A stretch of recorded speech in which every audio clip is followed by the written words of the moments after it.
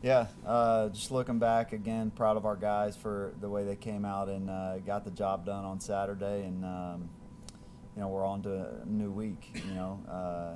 Can enjoy it for about 24 hours, and then I liked our focus on how we came into the building yesterday, and really looked at that film just like we have the entire season. Whether you win or lose, you got to look at that thing and try to get better. We didn't play a perfect game by any means, and we got to continue to get better, and each week creates its own problems of its own.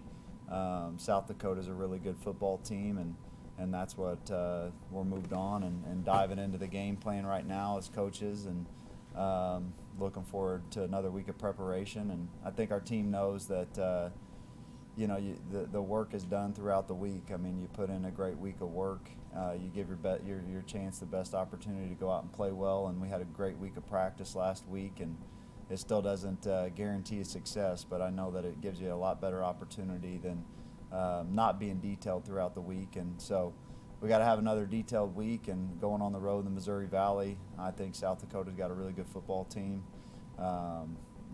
Maybe the best quarterback in the conference. He's just a hard out. I mean, the play's never over. He can make every throw. He creates plays with his feet. He can run the football with designed runs, or a lot of his stuff comes off scrambles. There's a pass tag just about on every play with the RPO game, and then they're going to drop back and try to protect him and let him throw the ball down the field. So they snap the ball a lot. They play up tempo. They spread you out, and we're going to have to be. You're in a dome, and weather conditions are perfect to pass in, and so we'll see it all. And they've got a really good team defensively. They create a lot of problems. They move a lot up front, so we're going to have to be ready for all those movements and some different looks. And so we just got to play sound, and we got to go up there just like any game that you're going to play in this league. You're going to have to play well on special teams. You're going to have to take care of the football. You're going to have to win the turnover battle, and that's what our focus will be on.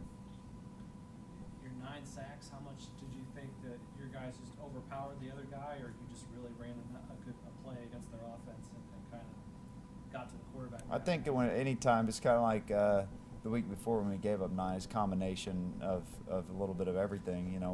You saw sometimes that we had a lot of guys in the action. I think 5 guys had sacks or were in on sacks, and so I mean we dialed up a few good pressures that got us home and created some pressure, and then we got home a couple times by just winning some one-on-one matchups and getting off blocks and getting to the quarterback.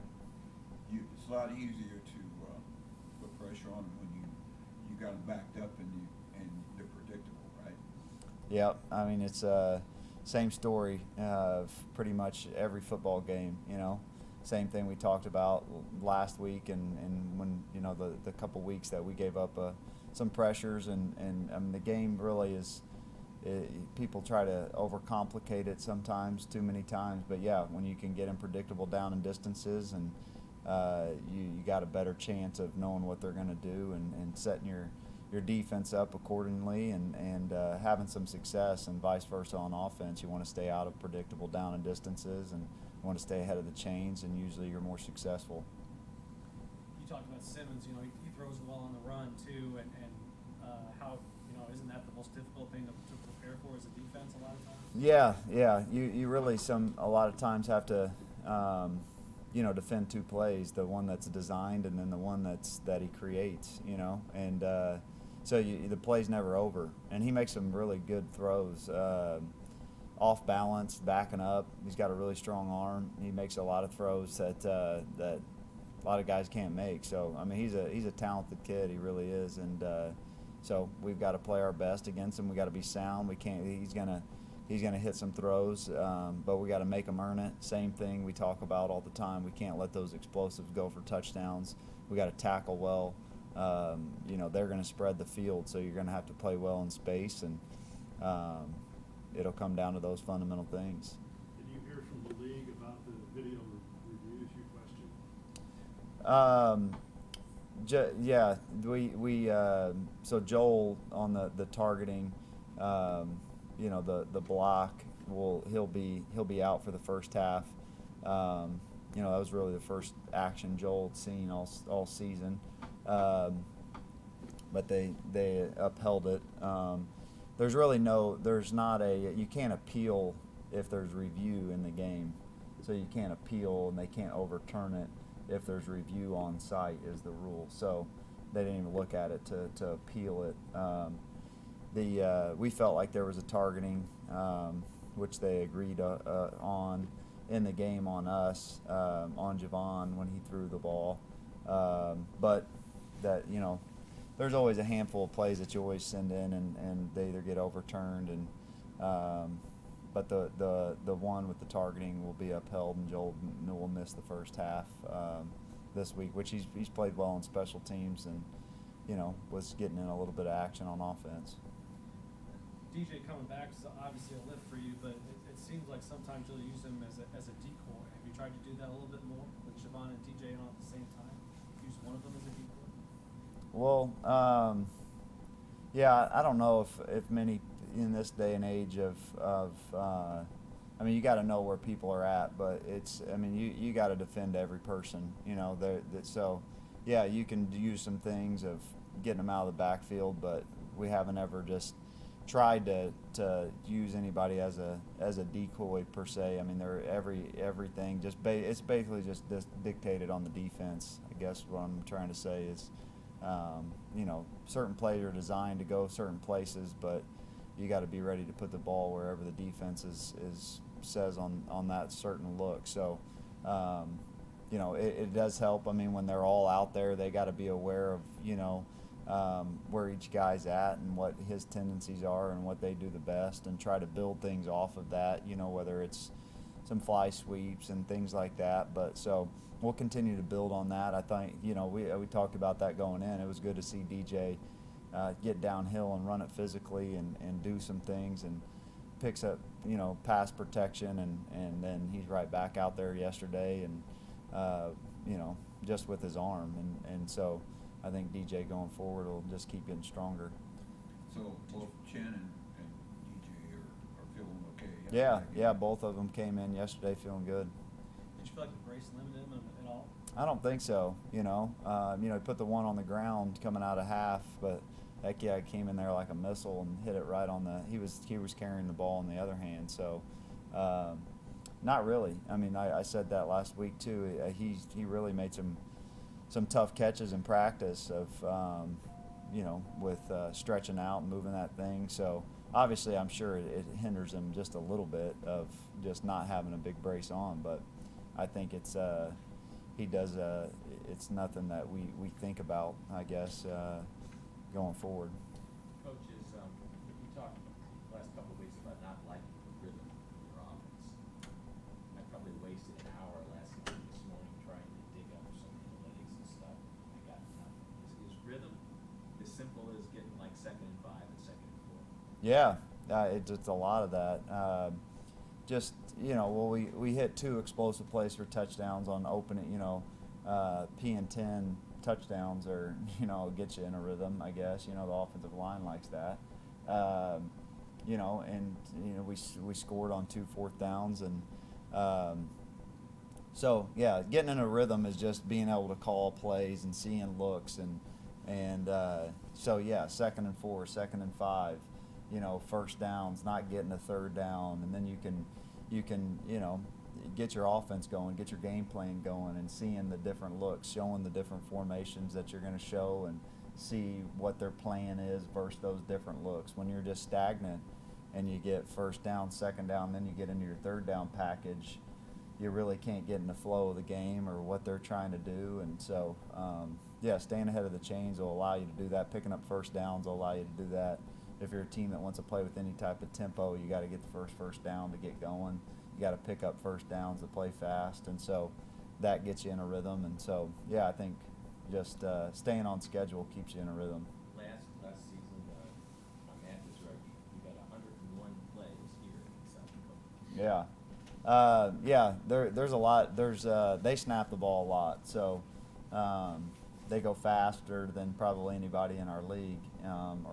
As a philosophy of them, they're gonna try to play with some tempo and throw the ball around, and they throw the ball a lot, so sometimes the clock's not running, whether it's incomplete or whatever it is. So there's been more snaps, and it was a game last year where there was a lot of yards in that game. I think there was over 1,000 yards of offense, so it was kind of up and down, and we didn't execute in the red zone last year several times. It could have came away with points.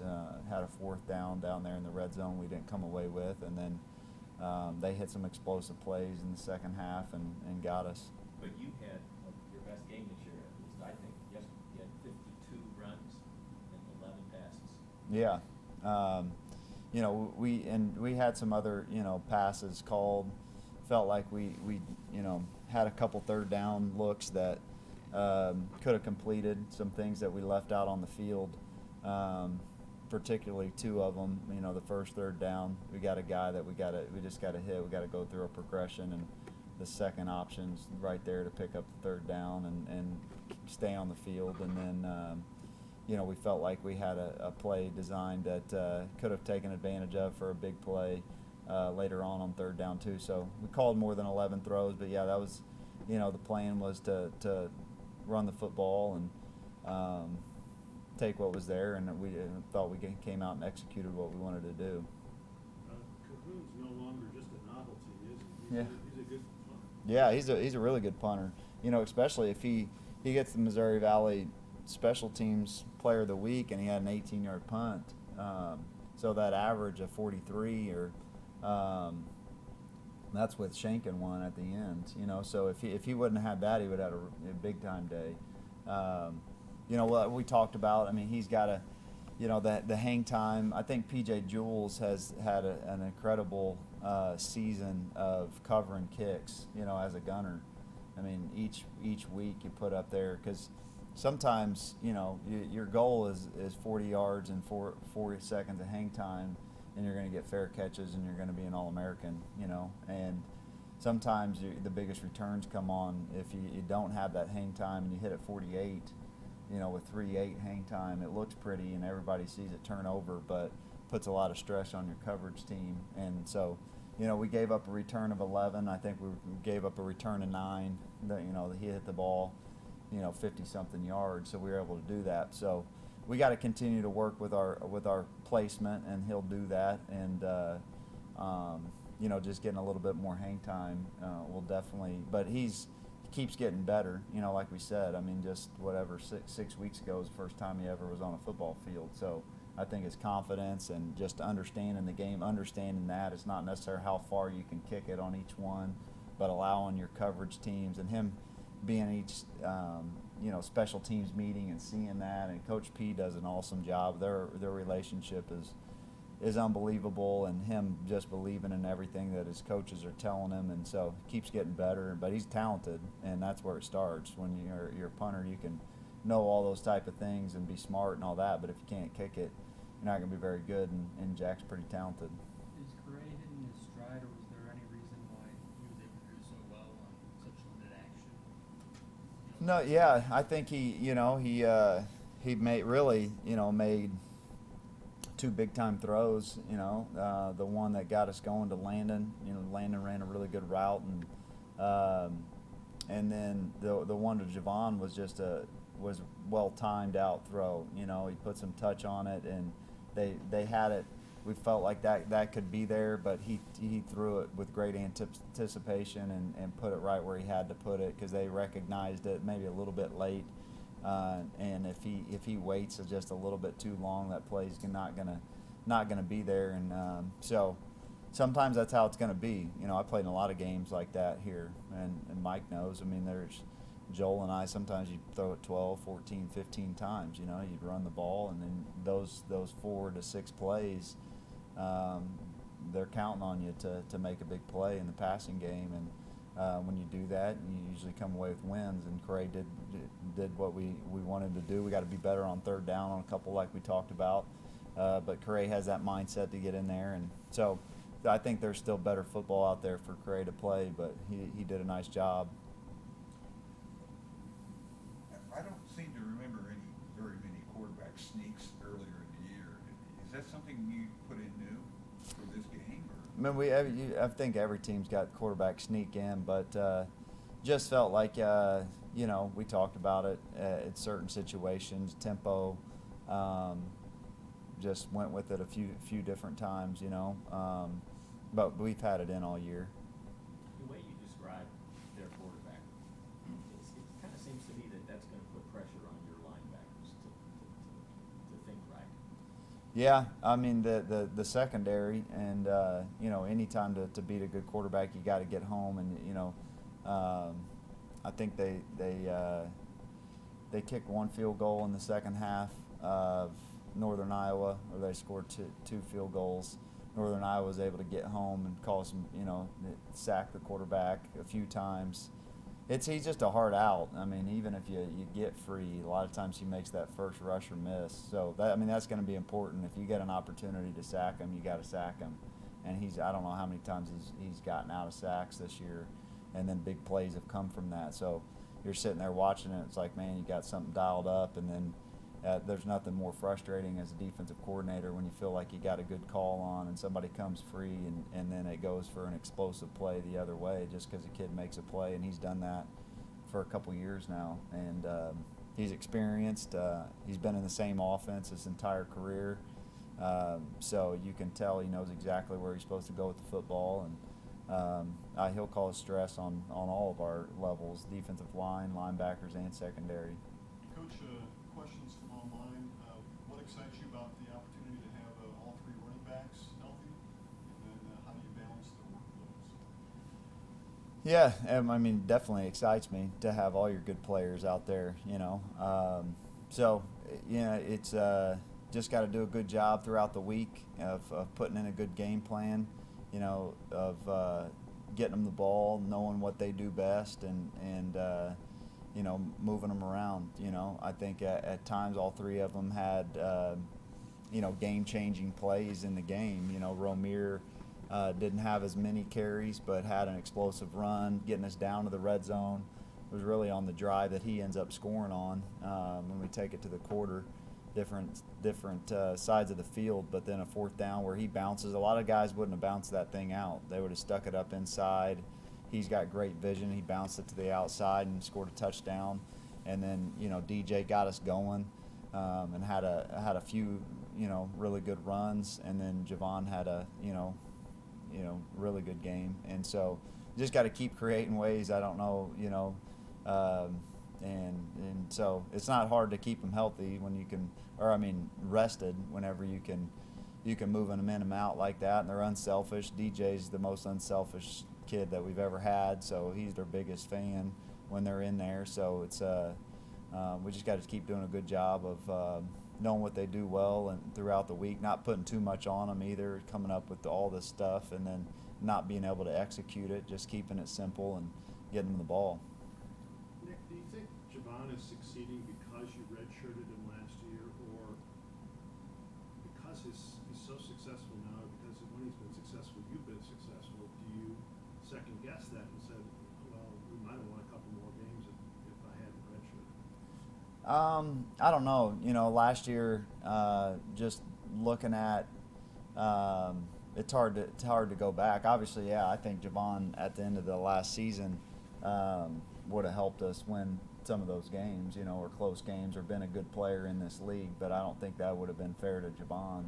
If you were 1-7 and you got 3 games to go, and hey, it's going to help you go win this game or win that game, and we were out of playoff contention, and we talked about you're a true freshman, and there's a lot of things that start to pile up on you off the field. I don't think that it would have been fair to him. So looking back, I think it was the best decision for him as a student athlete at that time, and he got better from it.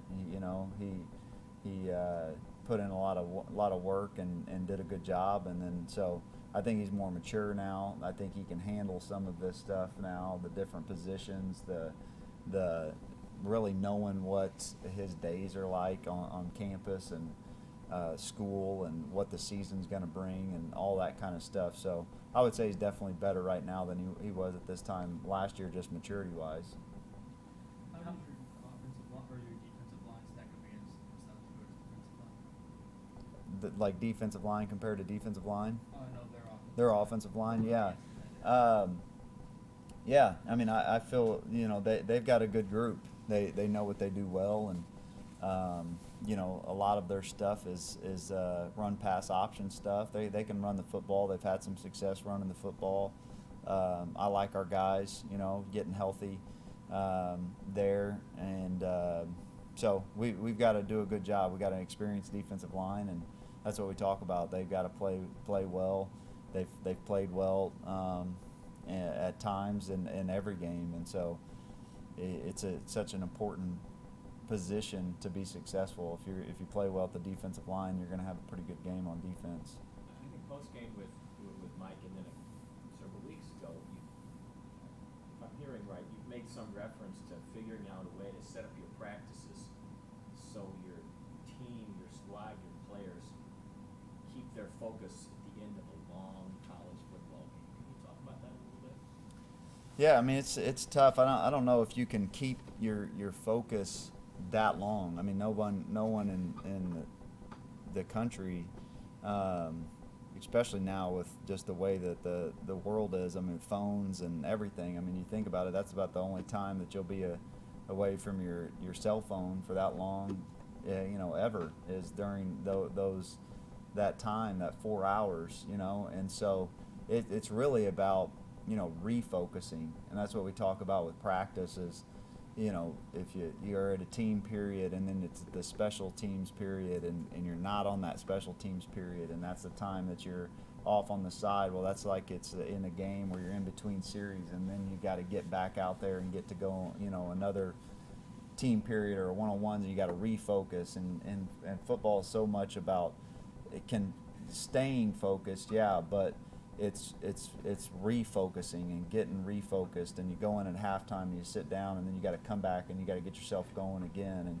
and so just trying to create practices, we changed a few things up where we finish practice going against each other, just to know that we got to finish, we have to stay locked in, you can't really shut down during those scout team periods, and so just a few tweaks, that you're always looking at as a coach. It's just try to get the most out of your practices and most out of your players. Has Stone been cleared to play this week? We'll find out today, but yeah, I assume that he will. He practiced last night, but it was non-contact. But he's getting close to being able to get out there and play. What will he start if he's the healthiest? No, Correa will start this week. What does Stone face as far as not playing for several weeks now? What is he? Is it? Does he get tired easier, maybe, or is it what? Yeah, I don't know. I mean, he's been conditioning, but it's nothing like, playing in a game. So he's got it. He's been getting back. He's been cleared to run now for a while. So he's got it with Meade and his conditioning and those type of things. So it's. When you say cleared, that means the doctor is clearing him or the trainer is clearing him? Yeah, the doctor's got to clear him. He's got to clear him. Was Keontae Stallworth able to go last night? No, he's probably 1 week away. Like to probably think that he'll be out this week, but could be or should be back, ready to probably play in 2 weeks. They've their game against Northern Iowa. They were able to get home just rushing 3. How different is their defense? The other 3 bottom fronts you've seen. They're a little bit different than the ones that we've seen. We've seen a lot of guys that get down and bear and play and do some different things.